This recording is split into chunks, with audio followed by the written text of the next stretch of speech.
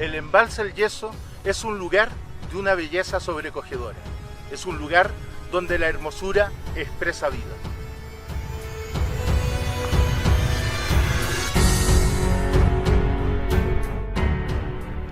Este embalse es un lugar estratégico para la ciudad de Santiago.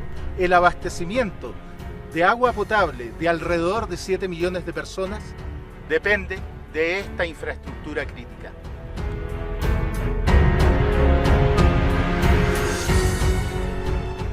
En 1978, millones de santiaguinos también dependían de este embalse para su abastecimiento de agua.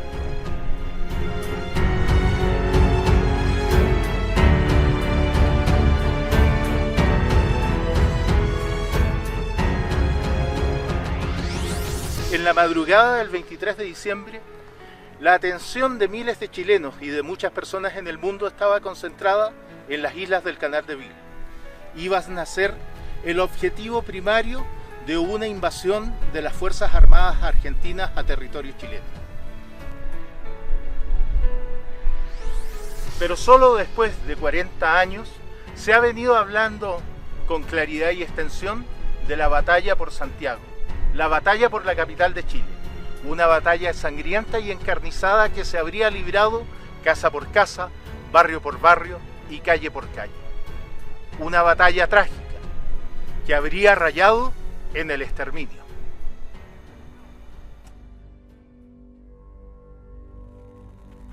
Durante casi 40 años, los historiadores en relación a la cuasi guerra de Chile con Argentina de 1978 pusieron el énfasis y la atención en la zona del Canal de Beagle, en los posibles encuentros navales en el Estrecho de Magallanes y en la movilización en torno a la isla grande de Tierra del Fuego, la conquista de Punta Arenas, el traspaso del Paso Puyehue y el traspaso del Paso de Uspallata. Se trataba, en palabras del general argentino Luciano Benjamín Menéndez, de almorzar en los Andes y de llegar a la puesta del sol al Valparaíso.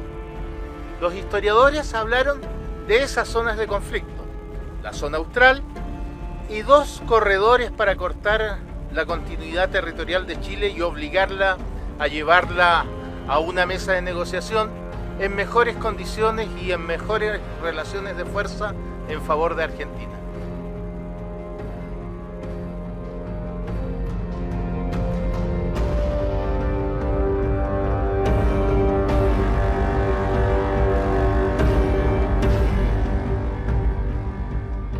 Por muchos años, los historiadores convencionales han puesto el énfasis y la atención en relación a la cuasi guerra entre Chile y Argentina de 1978 en la zona del Canal de Beagle, en las islas Picton, Nueva y Lennox, las islas que fueron disputadas durante un largo proceso arbitral, en Punta Arenas, en las zonas magallánicas, en la isla grande de Tierra del Fuego.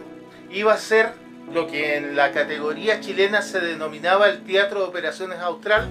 Solo recientemente, escritores como Guillermo Parvax y Luis Olivares han llamado la atención sobre la invasión territorial de la zona central de Chile por parte de las Fuerzas Armadas argentinas. Una invasión que iba a comenzar a las 0 horas del 23 de diciembre de 1978. 4 horas después de que la infantería de Marina Argentina hubiese desembarcado en las islas del Canal de Beagle y comenzando así una guerra total. A diferencia de lo que muchos creían, esta no iba a ser una guerra focalizada, ni una guerra de objetivos limitados. Los archivos desclasificados por el gobierno argentino en 2014 nos permiten inferir que el centro de gravedad de la guerra iban a ser las llanuras de Santiago, para emplear las palabras del propio presidente de la época, Jorge Rafael Videla. Dicho eso, podemos inferir que la batalla iba a ser encarnizada, violenta, y se iba a centrar para rendir en un solo golpe la voluntad de lucha tanto de las Fuerzas Armadas como del pueblo chileno.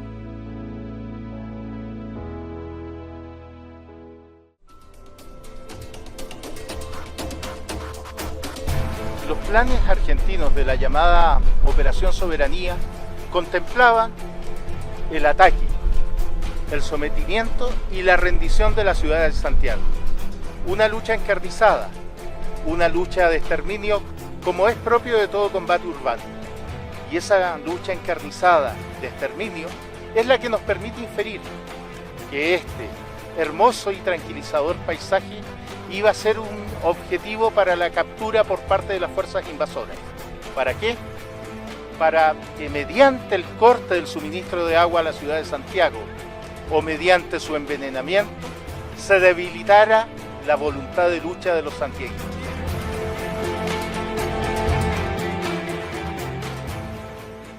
Los planes de la Operación Soberanía, los planes argentinos para la invasión de Chile, contemplaban como centro de gravedad de la guerra la batalla decisiva, el sometimiento y captura de la capital de Chile. Una operación tenazas, consistente en 2 ofensivas argentinas, iba a producir, en teoría, la rendición rápida de la ciudad de Santiago. La primera ofensiva iba a realizarse por el Cajón de los Andes. La segunda, aquí, en el Cajón del Maipo. Simultáneamente y precedentemente iba a sufrir la ciudad de Santiago diversos bombardeos de la Fuerza Aérea Argentina. Entre otras cosas, el gasómetro San Borja, con los daños colaterales que podríamos hoy día imaginarnos. La voladura y explosión de un gasómetro en una zona urbana poblada por civiles. Pero en ese tiempo solo existía una sola línea de ferrocarril metropolitano. Por lo tanto, la protección para la población civil no combatiente iba a ser absolutamente insuficiente.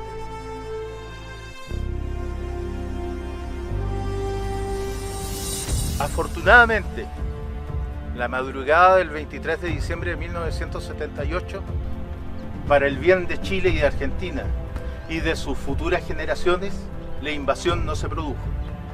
Teorías hay muchas. Un temporal que impidió que la flota de mar argentina pudiese realizar con eficiencia y eficacia el desembarco de las tropas anfibias sobre las islas disputadas en el conflicto.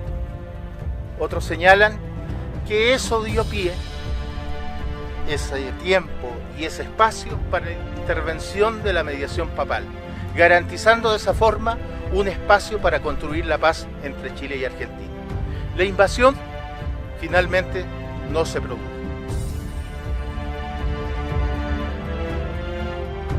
Pero con la perspectiva histórica que nos da el tiempo, la explicación del temporal y la intervención papal parece insuficiente. Puede ser válida, pero no lo explica todo. Se señala que fue la presión de los Estados Unidos y de la OTAN, preocupados para que la guerra local o limítrofe entre solo 2 países escalara a un nivel continental, lo que finalmente hizo que las naciones bajo su esfera de influencia se desistieran de la guerra. Probablemente una guerra escalada continental permitía en ese escenario caótico la intervención soviética y la intervención de la República Popular China pudo haber sido un hecho verosímil y viable. Los mitos urbanos hablan de un apoyo sutil de la República Popular China al régimen de Pinochet. Los hechos publicados y en la prensa nos hablan de que la dictadura argentina tenía las mejores relaciones con la dictadura comunista soviética a raíz precisamente del comercio internacional que se celebraba entre ambas naciones. Probablemente una guerra a escala continental habría permitido la intervención de la Unión Soviética y de la República Popular China en un contexto de embargo por los derechos humanos. Los hechos están claros. No hubo guerra. Ni en la noche del 22 de diciembre se produjo el desembarco, ni en la madrugada del 23 de diciembre de 1978 se inició la invasión generalizada a la zona central de Chile. No fue. Pero ahora vamos a hablar de lo que pudo ser. Los invito a hacer un ejercicio de prospectiva distópica. ¿Qué es eso? Hablando en palabras simples, se trata de hacer política ficción en una realidad alternativa. ¿Qué hubiese pasado si los halcones, a pesar del temporal en la zona sur y sin poder ejecutar el desembarco en las islas, si hubiesen ordenado la invasión generalizada de la zona central de nuestro país? Lo que pudo ser, y estuvimos ahora de que eso ocurriese, es, desde el punto de vista de la prospectiva, conmovedor. En esa realidad alternativa, fracasada la gestión papal de última hora e iniciadas las hostilidades, la invasión de la zona central de Chile, comenzando por los pasos Puyehue, Cajón del Maipo y Cajón de los Andes, iba a estar simultáneamente apoyada por la Fuerza Aérea Argentina, que tenía una superioridad indiscutible frente a su homólogo chilena. Los bombardeos sobre la infraestructura portuaria y las zonas pobladas de nuestro país se iban a iniciar desde el primer minuto. Y esa ventaja de la superioridad aérea argentina, a pesar de los esfuerzos y de la calidad de la Armada de Chile y de su escuadra en el Teatro de Operaciones Austral, y concretamente en la zona del Estrecho de Magallanes y en las zonas aledañas a la Isla Grande de Tierra del Fuego, iba a comenzar a marcar la diferencia. Por lo demás, esa superioridad aérea iba a permitir que las fuerzas argentinas, en teoría, lograran penetrar al territorio nacional en breves horas. A las 0 horas del 23 de diciembre de 1978 comienza la invasión argentina por diversos pasos y cajones. Algunos pasos son utilizados con tropas ligeras, ya sea por las dificultades geográficas o por la angostura de los mismos. En otros pasos comienza la irrupción de fuerzas blindadas. La idea es cortar el territorio nacional en varias partes para llevarlo a una mesa de negociación ventajosa para la Argentina. Esos son los planes, pero los planes duran los primeros 5 minutos de una batalla real. Según el general Nilo Flodi, a juicio de muchos, el mejor táctico en guerra antitanques que ha tenido la historia militar de Chile, señala que no es tan fácil. No es tan fácil una invasión de acuerdo a un plan cuando los desfiladeros son angostos, cuando la geografía permite a las fuerzas defensoras, en este caso las chilenas, resistir y concretar con material antiblindaje diversas emboscadas que ralentizan y demoran el avance blindado enemigo. Es más, la posibilidad de que las vanguardias blindadas avancen, pero que se queden sin conexión con su retaguardia y con sus líneas de comunicaciones, era más que verosímil.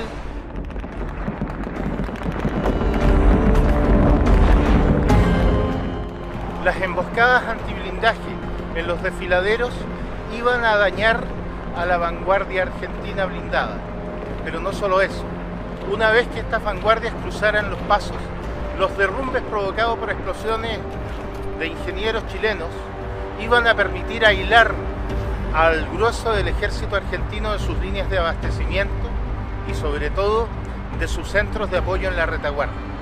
Es decir, no iba a ser precisamente el paseo a la playa que se imaginaba el general Luciano Benjamín Benítez. En efecto, las emboscadas que se iban a realizar con las armas antiblindaje chilenas iban a ralentizar y dañar seriamente a la vanguardia blindada argentina.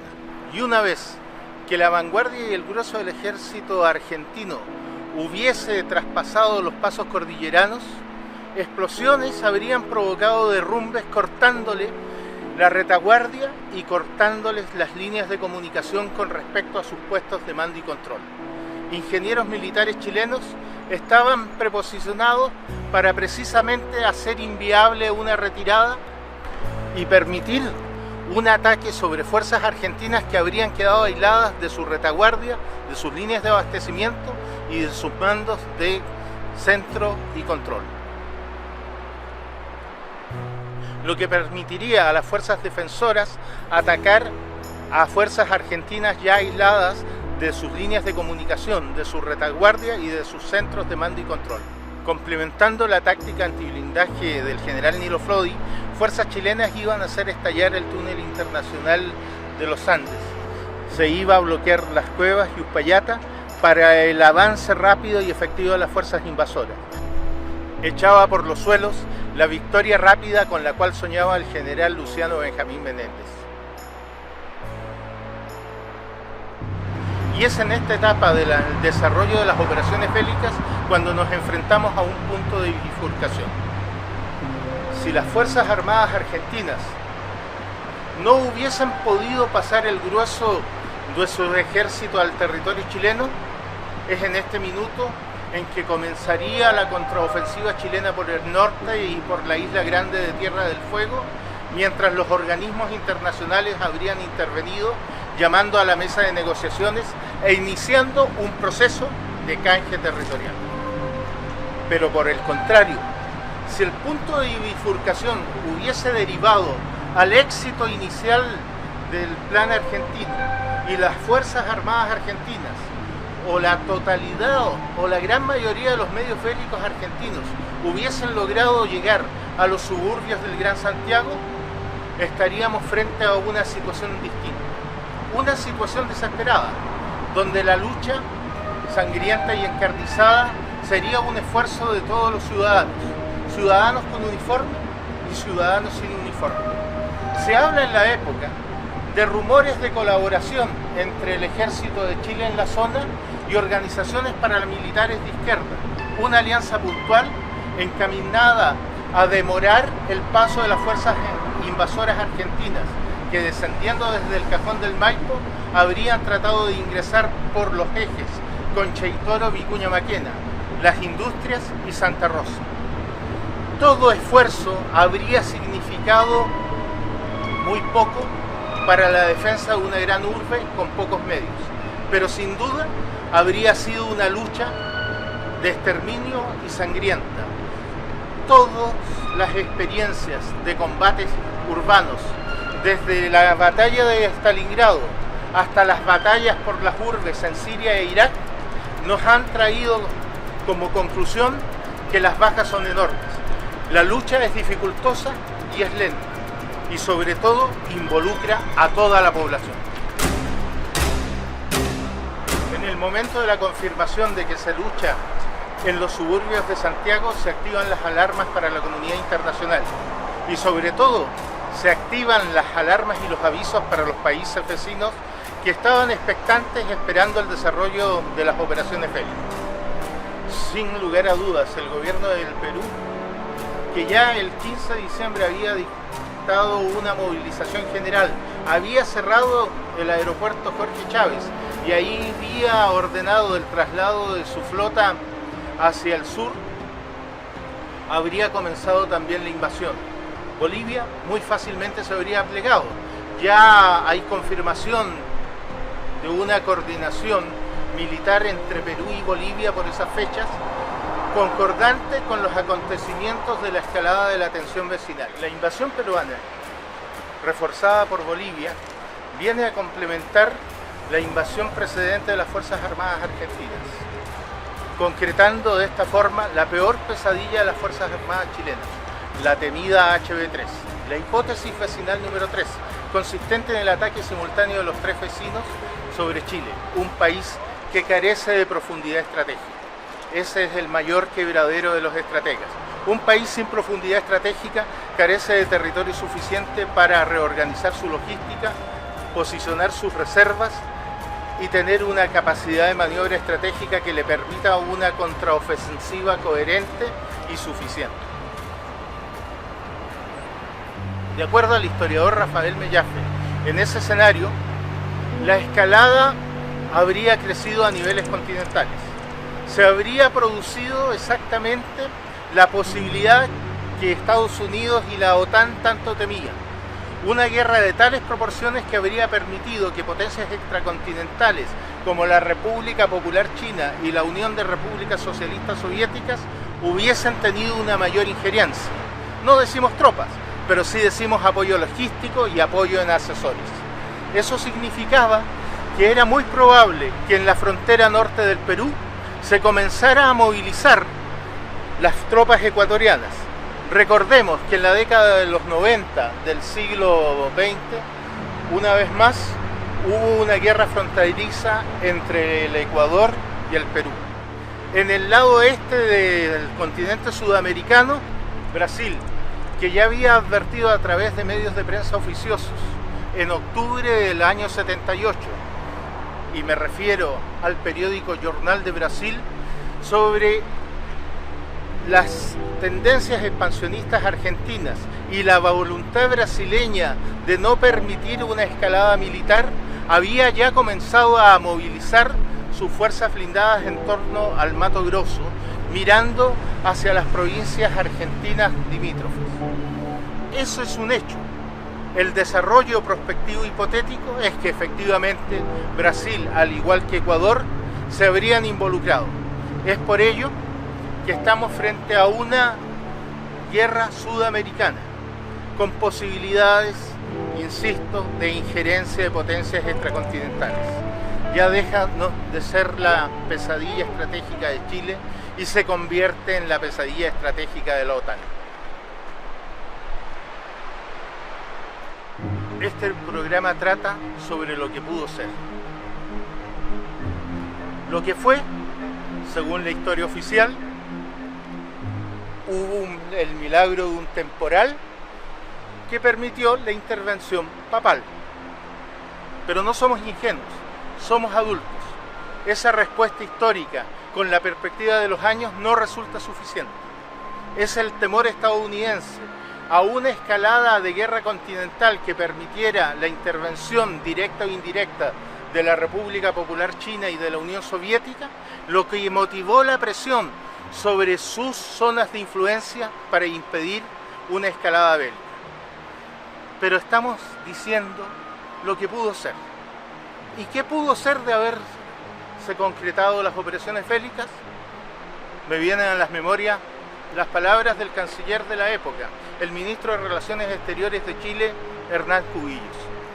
Él dijo, en diversas oportunidades y ante diversos medios, que esta guerra Chile la habría ganado, que esta guerra se habría demorado muchos años en llegar a su fin, pero que esta guerra se habría concluido con la entrada de las fuerzas chilenas en Buenos Aires.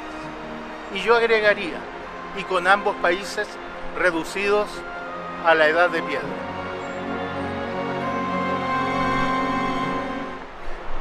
La victoria de Chile, la consecución del objetivo político estratégico de conservar en nuestras manos las islas Picton, Nueva y Lennox y su proyección antártica, la conseguimos sin disparar un tiro. Fue mediante la política de disuasión y mediante la movilización general de sus fuerzas militares y de muchos de sus ciudadanos en reserva que acudieron voluntariamente al esfuerzo de la defensa. Aquí se concretó el aforismo romano: